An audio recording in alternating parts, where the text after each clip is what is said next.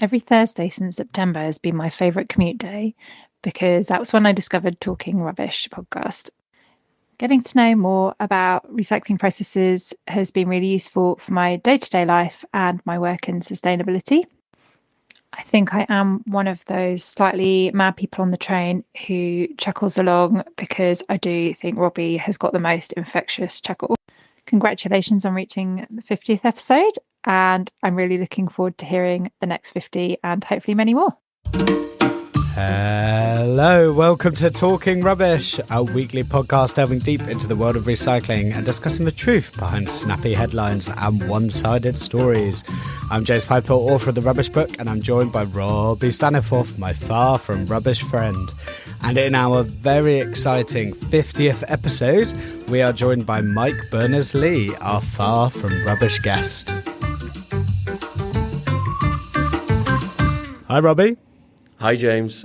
Good morning. It's episode 50. I can't believe it. And listeners will have noticed there was something happened before my hello. And that's because I asked some of our lovely listeners, I asked people who had interacted with us on WhatsApp if they could send us voice notes with things that they've potentially changed because they've heard the podcast. Yeah, thanks so much for writing in, for talking in. Talking in, yeah.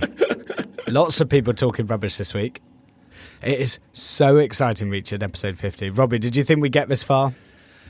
I must admit I was very sceptical at the beginning, but increasingly getting more confident over time. Yeah, so much love for the podcast so far. Yeah, it's been, and we've been at conferences this week, haven't we? It's been so much fun talking to people who are they just love the podcast. It's great. People are like, oh, keep doing it. Please keep doing it. So we're just, honestly, news keeps coming. We will keep talking as long as people listen. The best one I got this week, I was at the Oval Cricket Ground and someone said to me that they usually listen to us while mowing the lawn. So don't be surprised if when I start talking, he suddenly runs out and starts mowing the massive cricket field out there, which I thought was very amusing. Amazing. And just because it's episode 50 and because, you know, we put time into this podcast, we just thought we'd mention that it is that time of the year where the Resource Hot 100 comes out. AKA competition time. I know, but I'm not liking this competition. I love it. Oh, God. So what's happened this week? I said before, like last year, the Resource Hot 100 had closed by the time we started our podcast, right? I think it had, yes. And I said this year I felt confident about winning because I control our social media. Oh, yeah, I'm going to go back and find that clip. So then I proceeded to, on Instagram this week, put up loads of pictures of me with my link and one tiny picture of you with your link. Oh, come on, James. Yeah, and then I started getting messages from people saying, because you've done that, I'm only voting for Robbie. Oh, yes, it backfired. Oh, this is great news. It's a nightmare. It's a nightmare. So I'm removing the competitive element and saying maybe we should just both get votes. Okay. So I'll put in the show notes of this episode, I will put both of our links to the Resource Hot 100. And if you're listening to this thinking, look, I really like what James and Robbie do, I'd like them to feature in that list. For those who don't know the list, what's the Resource Hot 100, Robbie?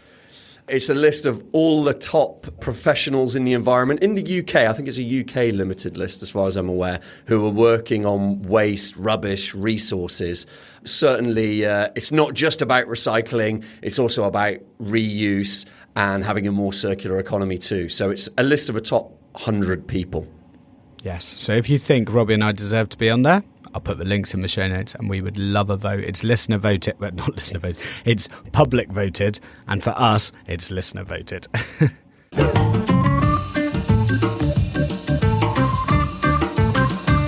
Hello, Talking Rubbish. Greetings from Estonia. 2 things I do differently thanks to your podcast. Number 1, I pay attention to the amount of recycled material content in plastics when I buy them. For example, liners for my bin, poop bags. Number 2, I wash my cans and containers which go to the recycling facility using the water which is left over from the regular wash. Thanks for a great podcast. additions and corrections. So this week I had Philip on Discord, thank you Philip, who was mentioning, he took a picture of his train ticket, and we talked about train tickets in episode 24. And just to remind people, because I'm using it more now as well, on our website we have a directory where you can see all the things we've talked about. And often someone will say, I know you talked about train tickets, and I have to quickly go to the directory to remember when we did it. So if you go to our website, on the top banner it says directory, that's all the things we've discussed. We talked about train tickets in episode 24, and Philip had put up a picture saying, I just travelled on the train and I was given a pure paper ticket where the info was printed on a QR code, which replaced the strip that you would scan at the barriers. And I think we said before it was the strip that made train tickets really hard to recycle. So, Robbie, paper with a QR code, is this a very quick rubbish or not? What do you think? It's absolutely or not. It's recyclable. And I have on my person right now Philip's train ticket. Have you? I saw him yesterday and he handed it over to me. Really? I saw this person in real life and he gave me the train ticket. That's amazing. And we did the little sort of tear test that you can do to check it is just paper that can be recycled. We did the little scratch test to make sure it wasn't, laser printed, and which it wasn't. So, yes, this is definitely an or not. It's recyclable. Great. So thanks, Philip. Thanks for coming to say hello as well. It was good to meet you and see you. And, yeah, he didn't need the train ticket. It was a single, so he just said, and you can have the train ticket if you like. That's great. Yeah, I agree with you. And I'm surprised we didn't talk about it at the time, actually, because there were quite a few rail companies when I did my research who said they're moving to these paper ones so they can be recycled. So, yeah, that's brilliant. And it's less paper as well with these tickets because they're less they're not as heavy a gauge as the old cardboard one. That's it. And just a week ago, I was at a Grey Parrot event. We talked about Grey Parrot before on this podcast, particularly when we did like our polytag stuff, because they do a similar thing in that they're tracking our waste, but they use AI. So the idea is that they will put a camera in a Smurf, and then that camera will have waste going under it. And the camera is working out what the item is using AI. And they were launching a product called Deep Nest, which is basically taking that data and then applying a brand layer to it. So rather than just saying aluminium can, it will now say aluminium can Pepsi or aluminium can Coca-Cola. And so that gives everyone more data. And I was lucky enough to be on a panel talking about it, super excited by it. I guess the interesting thing that comes from that, in my opinion, is that you will be able to gather data on whether a campaign is working or not. If, a drinks company decided to invest quite heavily in a recycling campaign, lots of marketing and advertising, and they started seeing a massive increase in their cans going through to that recycling plant, then we could say to the other drinks companies, look, that's what's working. And so you can start skewing campaigns on recycling and messaging on recycling based on what you're getting back at the recycling plant. I think it also, in an advanced EPR world, so in 10 years' time, you could be in a position where brands have a specific EPR cost based on their recycling levels. And I think that is the future of EPR, where it's a big pot of money, but instead of saying aluminium cans cost this, it'll be Coca-Cola aluminium cans cost this and Pepsi aluminium cans cost this because they've got different recycling rates, so therefore they have different costs. Yeah, let's hope the technology can be made, affordable as soon as possible so that we can transition to this new future, because it would be really exciting to have brands individually responsible for what they put on there, not sort of collectively responsible, which is what the system is at the moment. Yeah, super exciting. But I do think if you were transitioning to that world of EPR, the brand might say, well, I'll fund the camera because actually I can save loads of money. So if the government started giving that direction of travel, actually it's the brands that should be paying for this. And interestingly, when I was on the panel, we were asked about kind of export waste, and one of my feelings was, when you read a Greenpeace report, what Greenpeace tend to do is they say 17% of our plastic's recycled and they say 30% is exported. And they never say, and of that stuff that's exported, this is how much is recycled. They just don't count export as recycling. And I basically said to the brands in the room, you have no defence to that. If Greenpeace want to say that all our export isn't being recycled, you can't prove otherwise. And you need this kind of tech and this data to say, actually, we've had a look at the export and quite a lot of it's being recycled. Yeah, no. So if you want to put a camera in a Smurf, that isn't a home security system using a garden gnome. It's actually doing AI in one of these material recycling facilities. I can't believe I'm the one that gets called out for my dad jokes. Like, what the hell? You're way worse than me. You've got the laugh that makes people want to pull their ears off and the dad jokes. I really hope people have listened to last week's episode, otherwise they're going to think I'm really mean. Yeah, you are really mean. Hi, Ethel. Of course, I just spent my whole time trying to break this AI camera because that's just fun. And so I put my hand under it and it popped up saying latex glove. Oh, wow. That really is shiny skin you have there, James. You're absolutely glowing.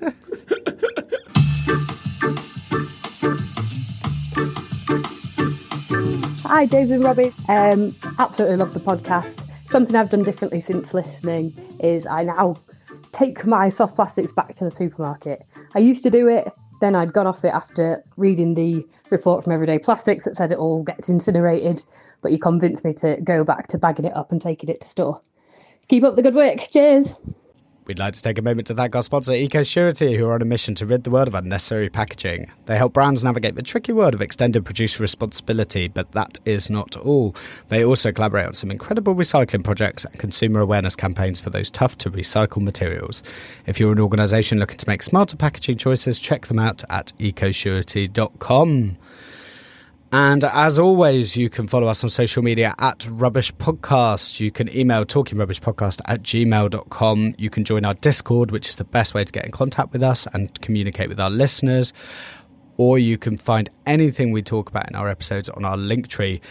All of those things can be found in our show notes. So if you just go into the episode you're listening to, have a look in the notes, you'll find links to everything. And we also love getting reviews. It's the thing that helps us grow the most. So if you're listening on a platform that allows you to review, please do so. Please leave us a review. Let us know what you think of the show. And Robbie gets to do a review of the week. So you can get read out on the show if you leave us a review. And for Robbie's review of the week, you know me, James. I like to shirk my responsibilities wherever I possibly can. This is true. So thank you to all the listeners who, instead of writing in to tell us what changes they've made as a result of listening to the podcast over the last 50 episodes, they instead chose to give us very nice reviews. So instead of Robbie's review of the week and me reading one out, let's insert one here. Hi, James and Robbie. I can't even tell you how many times I've recommended this podcast to marketing and sales teams. It's an absolute must listen.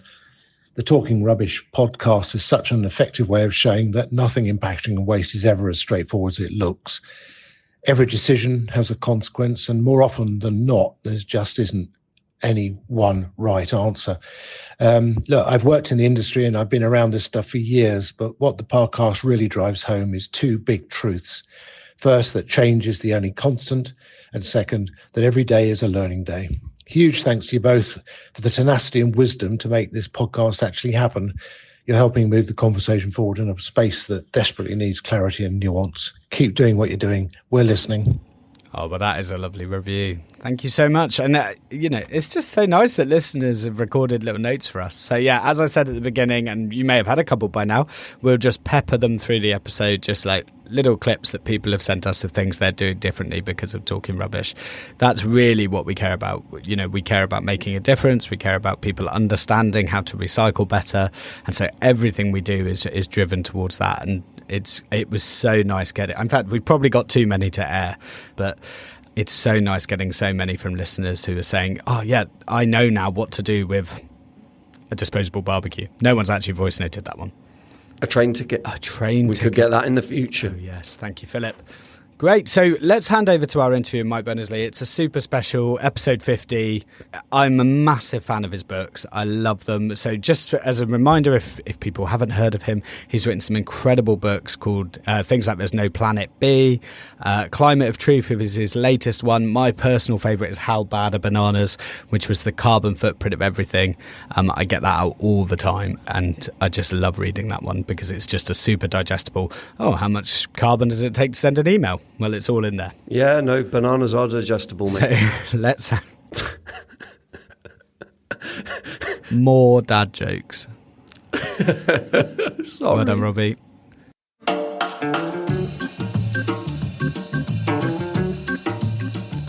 Hello, Talking Rubbish. It's Rich here from Leeds. Firstly, I just wanted to say thank you very much for an amazing podcast series. It's both entertaining and informative. Now, ever since listening to your podcasts, I've made some quite significant changes. One being all of my tin foil I now ball up into a tennis ball size before I drop it in the recycling bin. And also, I wash and deliver all of my empty cat food pouches to Pets at Home for recycling. Congratulations on reaching 50 episodes. I'm looking forward to the next 50. All the best, take care, and keep on recycling. So today we are joined by Mike Berners-Lee, author of many, many inspirational books, and someone I am delighted we've managed to get onto the podcast. And Mike, you have a new book called A Climate of Truth, which I've just finished. And again, just evolving my thinking, particularly about climate change, the polycrisis, always this. Mike, it's great to have you on the show. Thank you for coming on to Talking Rubbish. Great to be here. And I guess I'm just interested in what made you write A Climate of Truth. Well, I've been working on climate and wider sustainable issues for 20 years or so now, I suppose, and we're not getting anywhere. So, for example, we've had 29 climate COPs now to try and respond to the crystal clear science that climate change is a big deal and it needs dealing with at the global level. And throughout that time, the rate at which we're putting greenhouse gases up into the atmosphere has just gone up and up and up. In fact, you can look at the carbon curve and it's just going up. And you can put a marker in for 1995 when we had COP1, and you can't see any difference that it's made. Not at all at the global level. And to be clear, what I mean by the rate at which we're putting greenhouse gases up into the atmosphere is going up. What I mean is that every year we're making the climate worse by a larger amount than we made it worse by the year before. We are accelerating into the problem. So, the climate scientists are tearing their hair out now, about things that we don't talk about much, cascading tipping points, the idea that we might be tipping ourselves into a fundamentally unstable situation from which there's nothing we can do about it, right? The climate is just going to make a step change, whatever we do, and possibly becoming very uncomfortable for humans to live in. And it's not just climate, there's biodiversity loss and there's pollution, not least plastics and all these other things going on. So that's what, the polycrisis that we're heading towards. But it's easy for people in my sort of situation to just keep going at the same old thing, saying, well, we must try harder to make some progress. And actually, we need to do something different from that, right? If what you're doing is not working, right? This has not been working for 30 years. We have to stand back from the problem and say, well, why isn't it working? What are the reasons behind the reasons why we're not getting anywhere? Can we uncover a point of leverage, which if we can just unlock this thing that's been fundamentally stopping everything, then for the first time we can start making some progress. So that's what A Climate of Truth is about.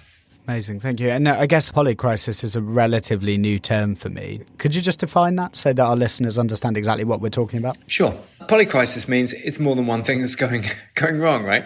We talk a lot about climate. We talk less about biodiversity loss, but that's just as serious for humanity.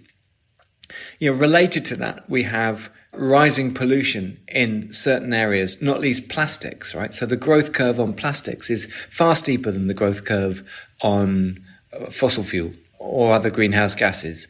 And these plastics are more permanent, even more permanent than greenhouse gases, and they are in every organ, just about, of every person listening to this podcast, and they contain 16,000 chemicals, of which a good few of them are known to be endocrine disruptors. In other words, they mess up with our hormone system, they're getting in the way of our fertility, they're giving rise to causes of cancer. So all these things kind of going on together. Meanwhile, we have a rising population. So it's a collection of things going wrong. Why are all these things going wrong? Well, at the end of the book, I call it a meta-crisis, in the sense that it's going on at a deeper level and a more fundamental level. And at the fundamental level, what's happened is we've become an incredibly powerful species, right? We've entered this era, some people call it the Anthropocene, in which it's humans that are the biggest thing affecting the ecosystem. And we're the biggest thing affecting the ecosystem by a long, long way now. And we haven't yet adapted to that new context, right? We have a way of thinking about economics that's built to expand, right? It dates back to the days where if we wanted more space, we just went out and took it. If we wanted a bigger energy supply, we just go and get it. If we experimented and made a mess, that was okay. Just leave it a few years, the planet will put itself back together again, right? Those days are over. And we haven't yet adapted to this new context. We need to be so much more careful and wise in our decision making and in the things that we do than we've ever needed to be before.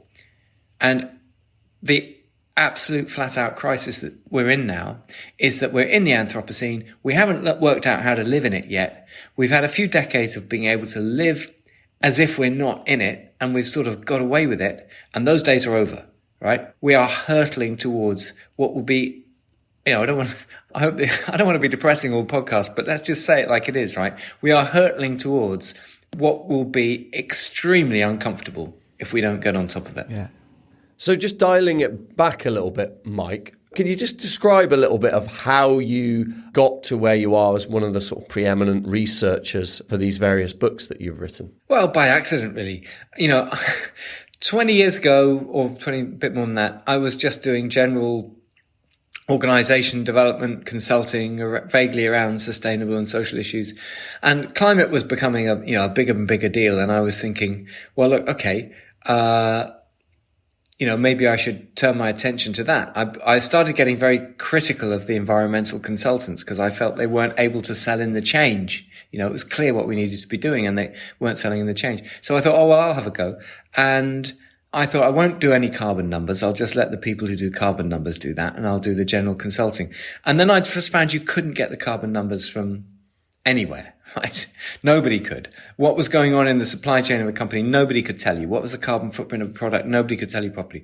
So I ended up doing this whole big numbers game, to my surprise, really. And that's how Bad Are Bananas, here we are, there it is. That's how Bad Are Bananas came out, because it seemed like, the world's slowly waking up to climate change. As we do that, we're going to need the carbon numbers so that we can manage the issues. And it felt like that might be a really helpful thing to unlocking the problem. And now things have changed and you can get much better carbon numbers. It's still a bit of a mess, but, and we can do more to sort that out. But it's clear that that's not the problem. That's not the most critical thing. So the next book I wrote with Duncan Clark, called The Burning Question, was trying to look at the global system dynamics of climate change, saying, look, there are some things here that really got to be understood. Things like rebound effects. Why is it that when one person cuts and has a low carbon lifestyle, why don't you see one person's worth of little dent in the global carbon curve, right? And the same when a company does the right thing, or the same when a country does the right thing. Why is it that we know all these piecemeal actions, some of them on quite big scales, that are doing the right thing, and yet at the global level, you just see what was then an mathematically exponential rising curve. It's like something's going on in the system dynamics here. There's a rebound effect. In other words, when one part of the balloon gets squeezed down, it actually encourages the rest of the balloon to expand and take up the slack. So it tells us we've got to interrupt this at the global system level. So that's what the next book was about.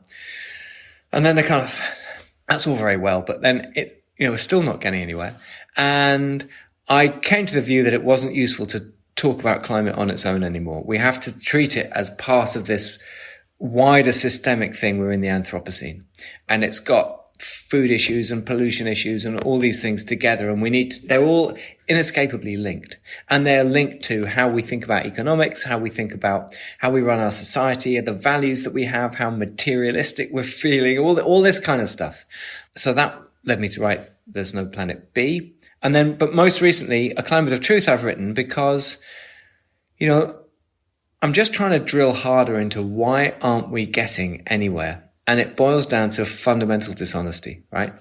If you look at why the COPs have failed, it's because right from the beginning, they have been corrupted by very cynical, very sophisticated, very well-funded efforts from the fossil fuel industry to make sure that they don't get anywhere. And they have been entirely successful. The policymakers go along to those COPs. They are allowed to say and do whatever they like as long as it won't succeed in leaving the fossil fuel in the ground, right? And then not only that, and this makes it even worse, they are allowed to tell a wishful story about how, well, we didn't quite make the progress we wanted to, but at least something came out of it. And that's actually not true, right? The worst thing that can happen is you get nowhere and you pretend you've got somewhere.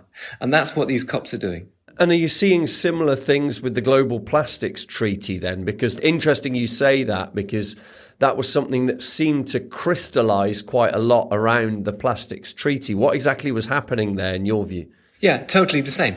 Yeah, we have the plastics industry that sleeves absolutely rolled up, allowing the policymakers to say and do whatever they like as long as it won't slow down the rate of plastics production. So a complete load of nonsense gets talked. If you go onto the Plastics Europe website, you see all this stuff about how we're going to increase recycling rates and that's the solution to the plastics pollution problem. What a load of nonsense. Global plastic recycling is 9%. 9%. If you drill into that 9%, you find that a good load of it isn't anything like what you would imagine it to be, right? So it's complete nonsense that that's the way forward. The way forward is to have is to use less plastic. I mean, of course, it's a good idea to recycle it where we can, but it's just no way you can put it all back in the box where it came from. It just never, ever happens. And I mean, the growth rate on plastic, just to emphasize this a little bit, right? Every 15 years or so, we are doubling the rate at which we produce plastic. And we're also, roughly speaking, every 15 years, doubling the amount of plastic that exists in the world, doubling the amount that exists in the oceans, doubling the amount that exists in our soils, doubling the amount that exists in our own bodies, right? I look back at the sort of curve of total amount of plastic in the world. When I was born in 1964, there was practically no plastic in the world. My kids were exposed to masses more plastic than I was, and their kids are going to be exposed to, something like 4 times as much plastic as my kids were exposed to. And we don't know what to do about it. We're arguably even more addicted to it than we are to fossil fuel. So we're going to hear a lot more about plastic in the years to come. Yeah, and James and I were smiling at that 9% figure because we did a whole episode explaining to listeners about the reality of where that comes from. Yeah, and it's a really good point to raise that, Robbie, that we did an episode. And I guess, Mike, I'm quite interested in your view on, just to give a bit of background to the episodes we've done and where we are. We are all about finding the truth. Good. And so Climate of Truth resonated with me massively. Sometimes the truth is difficult, particularly with plastic. And I think one of the challenges we have in this world is we lump plastic together as a word. Everyone just says plastic's bad. And there will be some applications where plastic is good and there will be some applications where it's bad. And the challenge that I think plastic has compared to any other material is the wide variety of use cases. So, aluminium typically is a can. Steel typically is a tin can. Cardboard is normally a box. And so it's quite easy, first of all, to recycle something that's predictable. And I guess just coming back to your thoughts around like chemicals in plastics, for example, we did an episode about phthalates and specifically the ones that they've written reports about that cause heart disease. And a lot of it is used in medical environments. A lot of it is used to make PVC flexible. You talk about that in your book. And the NHS are basically saying, well, look, the other materials that could replace this are just less tested. They could be just as bad. And if we move back to glass, more people will die because their tissues will get ruptured. And so you end up with this quite complicated story. And I'm interested in how we turn that narrative from just plastic is bad to these are the areas where it's bad, these are the areas where it's good, and ultimately we just need to consume less. Well, it's like a nice whiskey. It's you have it on very special occasions. With all these things, often we have to trade off the goods against the bads a little bit. But when we're pouring tons of plastic into disposable packaging for ready meals or whatever, that's clearly very high volume for very little benefit, and it's avoidable. And we do it just because it's convenient and it's lazy. And that's what we've got to get away from. And I mean, my simple stats on those chemicals are that there's something like 16,000 chemicals used one way and another for plastics, of which about half have been tested for human health concerns, of which about half, that's 4,000, are found sure enough to be of health concern to humans, of which about a tenth have been regulated against. That's about 400. And of those 400, there's really no guarantee that they're not actually finding their way into the plastics that we're using every day. So it's a really, it's, the thing about plastics is, A, they're more scary in their own right than most people have got their heads around. But the other thing about them is that they are such a clear example of our kind of lack of wisdom in the Anthropocene. We have this way of doing life that we invent something and it's useful and it's fun and it gives us a competitive advantage in our market economy. Whoever first used plastics, they found a way of becoming more profitable. And because somebody did it, everybody has to do it. And the next thing you know, we're all doing it. And isn't it wonderful? And it's only 50 years down the line that we're really starting to say, well, what are the impacts of these plastics? Well, how do we get rid of them? What happens to them when they land up on a beach in a far off place that you'd never ever believe that there was any pollution on their beach. And then you get the microscope out and look at the sand and you find it actually it's full of microplastics and it's finding its way into every organ of every animal that's anywhere near that ecosystem. And it's just absolutely everywhere. And then you go, oh God, what have we done? Oh, wish we'd thought about that more carefully 50 years ago. And it's just such a, we do that all the time as a species at the moment. We just do not have the wisdom to go with our power. And we've got to get it now. Otherwise we're in trouble. So, that's the serious wake up. And, just to be slightly optimistic, it's not proven that we can't do that waking up. But my goodness, we do have to wake up. So if there's anybody listening to this who thinks, oh, it's all right, it doesn't really affect me, my life can carry on broadly as normal. I can do what the radio tells me, suggests that I should do every morning when I turn it on, which is broadly carry on with life as normal. Then the challenge I'm making to that is not the context. And if you try living like that for another 20 years, you're going to get a very nasty surprise.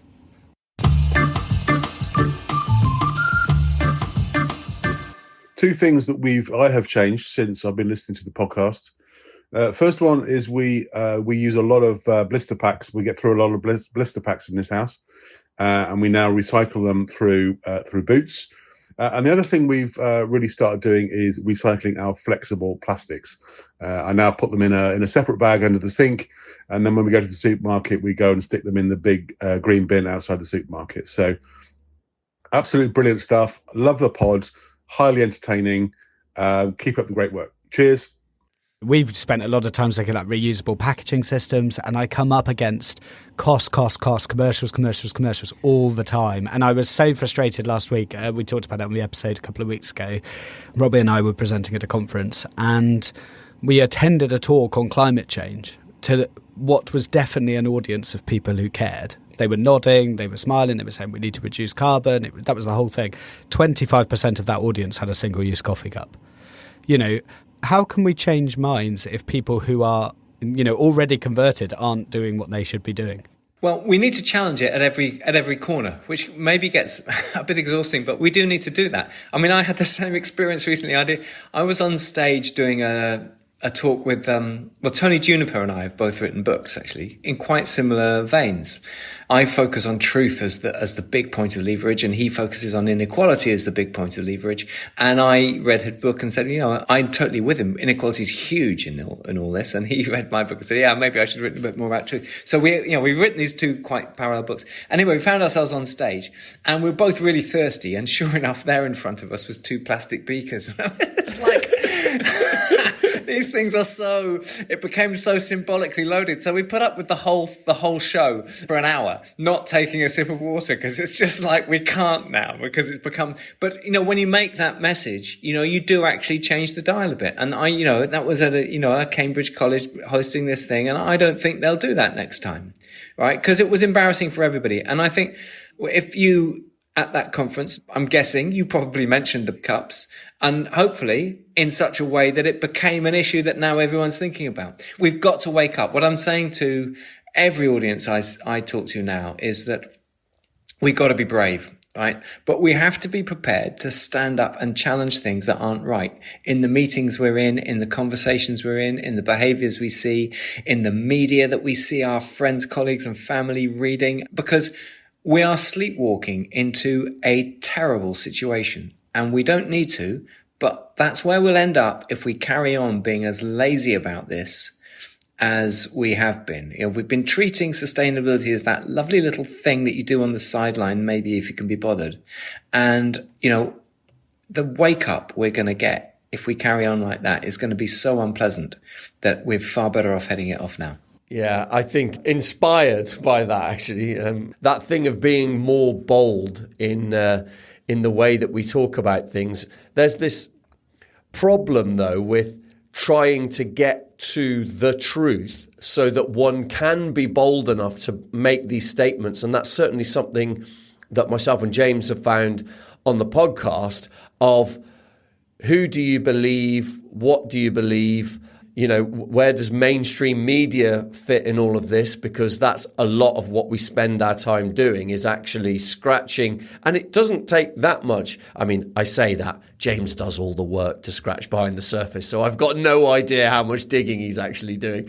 But to get behind the headlines and actually see the reality of the truth so that one can then be bold enough to state broadly, this is what we should be doing. This activity that's happening is just wrong and we need to move away from it. How do you sort of get to the truth so that you can be so bold? So the issues are complicated, right? And the truth, what I mean by the truth is the truth as best we can understand it, right?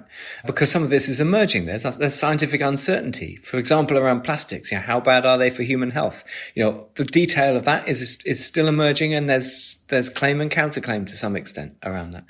So what do I mean by being truthful? When you're being truthful, you're giving other people the best view of reality as you understand it that you are practically able to give, right? And when you're being deceitful, you are, by whatever means, you are trying to make other people believe something about the world that you yourself don't believe, right? So in my book, A Climate of Truth, because I do think, to cut to the quick, truth is central to this, right? We've got to have a radical step change on standards of honesty, right? And it's hard to work out often when someone or some source is being truthful or not. And you can't do it blow by blow. So the listener to this podcast, we've said a few things, let's say, about plastics. Well, the listener on this podcast probably hasn't got the time and resource to go into every single line that we've said and work out whether it's true or not. So they need to work out whether they trust us or not, right? And they need to have some well-founded basis for making that decision. And I give some guidelines in my book about how you might go about that. It's not perfect, but you might want to understand things about vested interests and track records and motivations and so on, and competencies to work out whether we are a source of information that is worth going with or not. And let's take the media, for example, or let's take politicians. Actually, it's hard to work out whether Grant Shapps, when he goes on, this is an example from my book, goes on the radio saying, our UK energy prices will go through the roof if we don't open up new oil and gas reserves in licenses in the North Sea, right? Well, that's a load of rubbish, right? Our oil and gas prices are barely reflected at all by whatever we do in the North Sea. That's just not how the pricing works, right? Now, he knows that. He's either spectacularly incompetent, and I really do mean spectacularly incompetent for the role he's in, or he knows it's a load of rubbish, right? But it takes him 10 minutes to say that on the radio, and it takes a bunch of academics at Carbon Brief or whoever, days to put together a paper carefully showing how that's a load of rubbish. But they don't get to go on Radio 4 telling millions of people that it was a load of rubbish, right? So they still haven't put it back in the box. So it's so much easier to spread deceit than it is to pull it back in the box. So in that context, how do you create a climate of truth? Well, if you find that a politician has deliberately misled you on an issue, it tells you you can't trust them ever about anything at all. It tells you in one hit that they are not on your side. If they were on your side, they wouldn't do it to you, right? So, and you've got to have a long memory on this. So if a politician, who's been sacked in his previous career for dishonesty, for example, gets elected as an MP, that's a disaster. That shouldn't happen. That's a showstopper. If he then becomes prime minister, it's a total showstopper, right? And anyone who votes for them is just saying, please abuse me, right? So we've got to raise the bar like that. And it goes further than that. And it tells you can't trust any of their colleagues who aren't calling them out on this, right? So, my book is not party political, right? But I do pull out some examples. And just to be specific, right? In the run up to the last election, one political party in particular was saying things that had minister after minister saying things that they knew weren't true in a every day on the radio. We had a prime minister telling Keir Starmer he was being bankrolled by Just Stop Oil, right? It was a complete load of rubbish. Just Stop Oil didn't have two beans to rub together, and they wouldn't have spent it on Keir Starmer if they did have, right? And he didn't correct the record when this was pointed out to him, and neither did any of his colleagues challenge it. So all this kind of thing was going on all the time. And that tells you that every single person in that party was unfit for office. We have to raise the bar on this. Same goes for our media. We've got media, traditional and social media, that is owned by nefarious billionaires with a track record of manipulating election results for their own vested interest. Well, get out of that media. Unless you want to be abused, get out of that media. That media is not acting in your interest. Even if you like the TV page or the cookery page or the crossword, or you think it's funny, you are being manipulated if you're in that media. And the same goes for the businesses that we spend money on or store our money with. We've got to be bold and call this stuff out. Yeah, and you talk about examples where politicians can get cancelled or celebrities can get cancelled. And, very rarely is that for lying to the public. And I think one of your observations is actually that should be as cancelable as anything else. That should be something that people are held to account for. We have a principle that we don't like abuse. So if you're a TV personality, let's say, and you're found to have gone and groped somebody, then that's abuse. We, the public, have collectively decided that's disgusting. We're not having it, and that's the end of that person's career. And it's also the end of the career probably of anyone who is found in a clear-cut way to have stayed quiet in the knowledge that it was going on, right? Well, that's physical abuse. But if you look at the impact of deception, right, in a different way, that is just, that is just as serious, right? The impact of telling people, I don't want to get into whether Brexit was a good idea or not, but it's clear cut that it was missold, right? Things were written on the side of a bus that were designed to make people believe things about Brexit that were not believed by the people who wrote those things on the side of the bus, right? That is abusive deceit. And millions of people are experiencing the consequences of the Brexit dream as it was described, not being the same as what we've experienced, not being the same as what the people who pushed for that Brexit believed it would be like either, right? So that's abuse. That's really, really serious. There are people who are finding it's really affecting their lives in a pretty serious way now. Well, why on earth would you ever think of voting for somebody who's being part of that kind of deception? And one of the lines in your book that I loved is, we have disproportionate and ever-increasing power in an ever more fragile world. And I think that is such a nice summary of, why it's so important that we tell the truth. Yeah, it's an evolutionary challenge for humanity, right? So you might say, and I've even had, I've had Rory Stewart say this to me, there's always been lying in politics. And if you took away every politician who lied, there wouldn't be anybody left and so on. Well, maybe he's right. Maybe there has always been some lying in politics, but we can't get away with it now. Right? The quality of decision making that we need is so high, it's so complex, that we just cannot afford the spanner in the works of somebody in the decision making mix saying things that they don't believe are true. I mean, let's take the example of the coal mine. The idea of whether or not we were going to open up a new coal mine on the west coast of Cumbria, quite near where I live.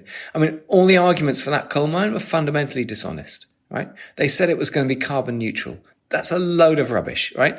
You could sort of climb through a loophole and vaguely claim that if you don't include the using of the coal, They're not, maybe, but it's such a loophole, right? They claim that if you open up this coal mine, it doesn't matter. There won't be more coal produced in the world because other coal mines around the world will close down in an equal way to not change the total amount of coal that's produced. I mean, what a load of rubbish, and this was countered by economists and they still stuck with it. And they said, a rack of other things that were just so balmy. The whole argument for that mine, it sounds plausible when you're just tuning into the radio and you hear two sides of an argument. You can make it sound plausible. But when you unpick the arguments a bit, you find they are so bogus, and they were known to be bogus by the people who pushed for them. And when you find that that's happening, that tells you cannot trust that source ever again. And unfortunately, if the media channel is not helping you to understand that, then it tells you that your media source is not a good source of information. Yeah, and I sort of wonder that skill of kind of discernment, being more discerning, I'm certainly starting to see in teaching and in my child's education around online safety and things. They're literally, rather than sort of teaching exactly how you utilize the device and they're kind of teaching you how to discern between something that's genuine and a friend and something that's not, something that's a real person and something that's generated and AI. And I wonder, what are your thoughts on whether that should give one hope that discernment is getting better over time, rather than how I sort of feel a little bit that it's got a lot worse over the last couple of decades? What are your thoughts on that? Well, I think in some ways it has sort of got worse, and that gives us something to react against. And I think there are really hopeful seeds coming through. There is like a race going on between the sophistication of brainwashing, if I can call it that, and it is sophisticated these days, and our capacity for critical thinking to sift things out. So, and I think that race is absolutely going on with our kids. So I think anyone who's got kids could do a lot worse than, or who teaches kids could do a lot worse than sitting them down in front of a load of adverts and asking, what is this advert trying to make you think and want? Why are they trying to make you do it? What is the motivation behind this advert? What are the techniques that they are using to try and make you think and want those things? And is this in your best interests? So to develop that kind of routine thinking, because we want our kids to go out into the world with some protection against this stuff, right? They're going to be told that they have to be dissatisfied unless they've bought these trainers and these new phones and this smart car and this blah, blah, blah, blah, blah, blah, blah. It's a load of rubbish. There's a really good initiative, Good Life Schools project, that is specifically trying to develop this kind of critical thinking and show kids that if they want to have well-being, it's not about scraping around for the smartest pair of trainers or whatever. We can actually dematerialize out of all this stuff, and we can reject those advertising messages and all the rest of it. And it's not just through advertising. We're getting this consumerist mindset through most of the mainstream media, and along with this idea of pursuit of GDP growth, and it's all a load of rubbish, right? There's so much about how we are living today that is just a house of cards, and it's completely unfit for the situation we're in. And but we're getting those messages sent to us all the time. And it takes a lot of strength not to get sucked along with it. It's almost irresistible. So we've got to be careful about the information sources that we put ourselves in front of.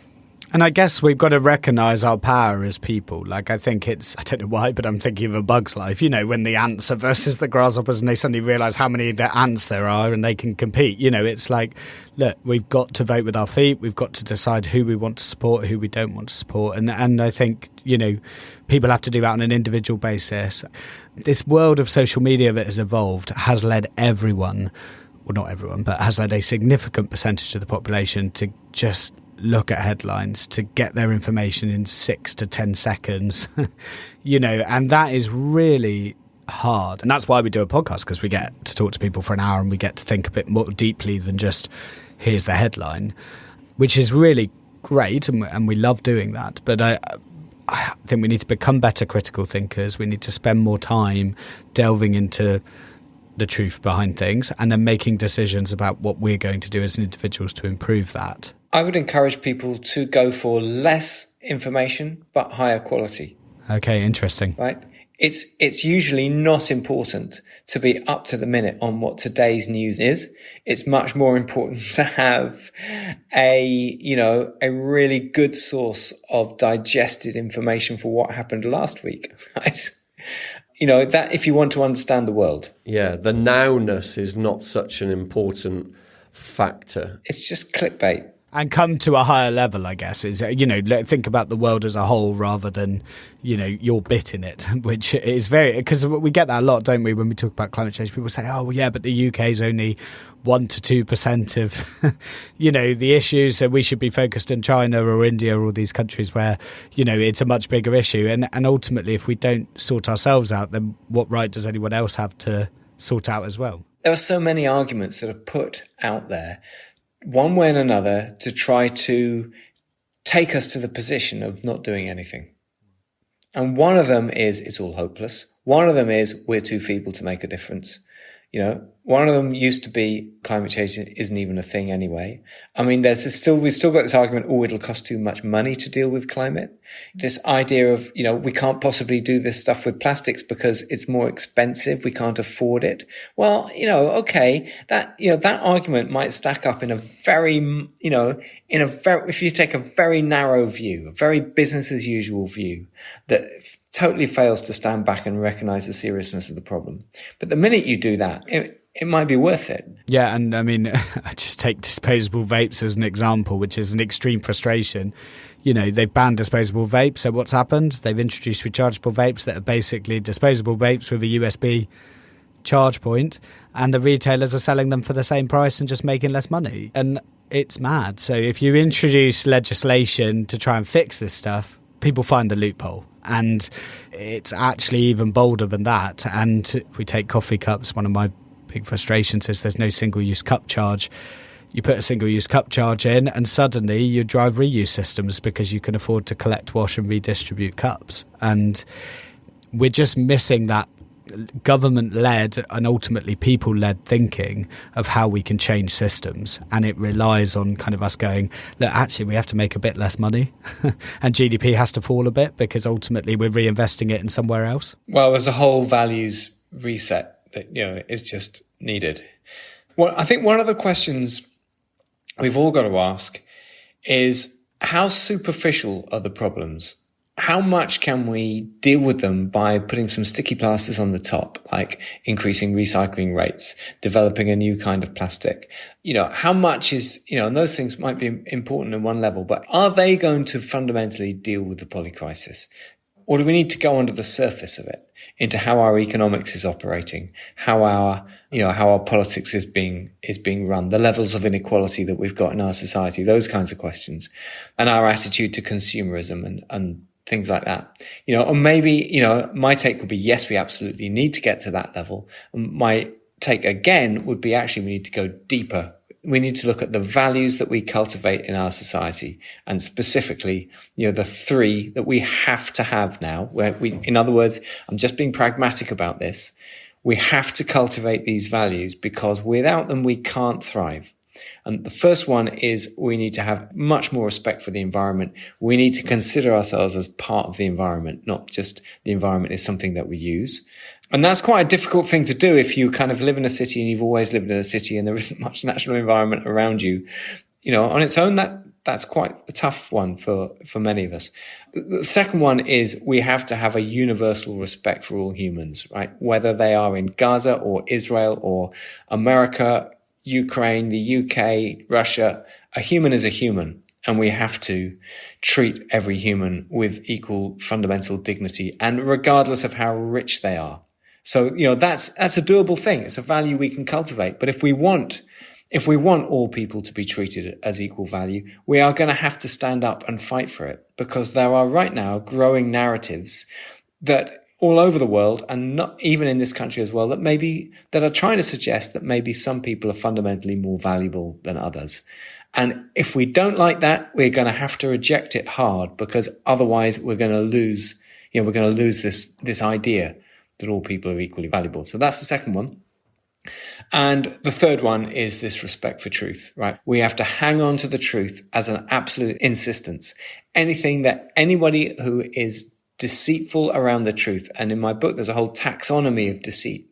There's so many different ways of being deceitful, so many different ways of trying to persuade people into thinking things that you don't currently believe, right? If you find a single instance of somebody doing that to you, it tells you just can't trust them. You know, when I was writing the book, I remembered a time when I told a little lie to my mum when I was a kid about whether I'd had a bath or not that night. And she said, the thing is, Michael, the thing about if you ever lie to me is that I will never know if I can trust you again. And it's like, oh my God. That's big. Yeah. That'd be awful, right? That's big, right? Now, we've all got to have that. We've got to have that sense. We've got to let people realize that if they ever do it, that is the end of their political careers. And at the moment, we're not exacting a price for dishonesty, and we've just got to start doing it. Thank you so much, Mike. I mean, it's been fascinating talking to you today. I knew it would be, just based on your books.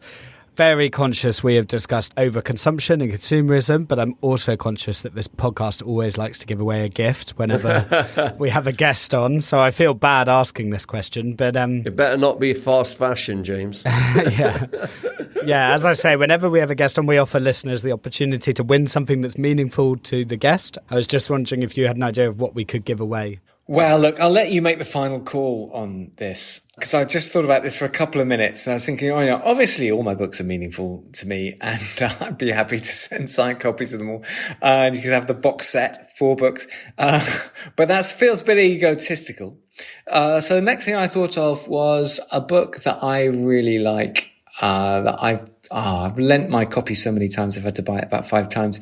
A book by Satish Kumar, No Destination, telling the story of his travel around the world with no money, delivering packets of tea to the superpowers against nuclear arms. And other things he's done as well. It's just a very inspirational book about a quality life. Amazing. Well, I might take you up on the copies of your book because I just think they're great, but I will add in that 5th book as well. So if you want the opportunity to win that, just follow us at Rubbish Podcast on Instagram and just like the post that talks about Mike's episode, and then you'll be entered into the draw for that. So thank you so much, Mike.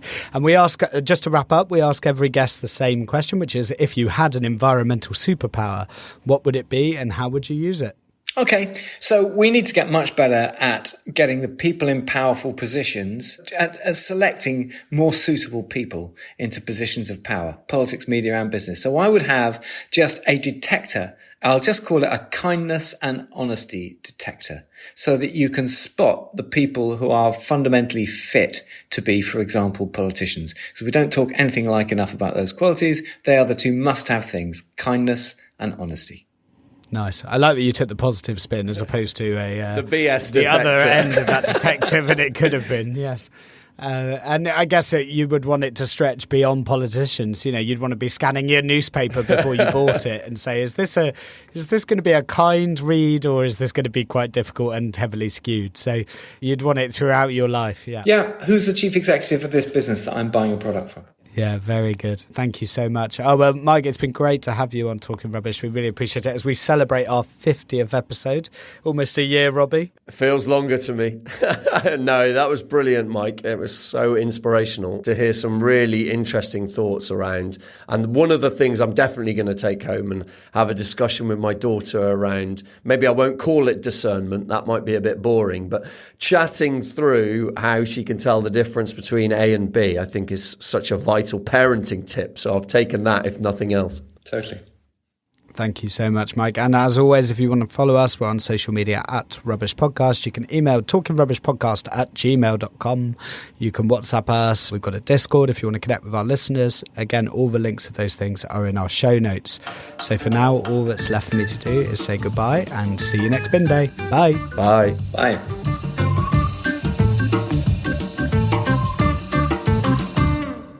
The main thing I would say I've done differently is a really small thing, but receipts. I thought they were normal paper and went in the recycling bin until I heard your episode about it. I also got myself a holy shrink for my flexible plastics, which I absolutely love. Thank you.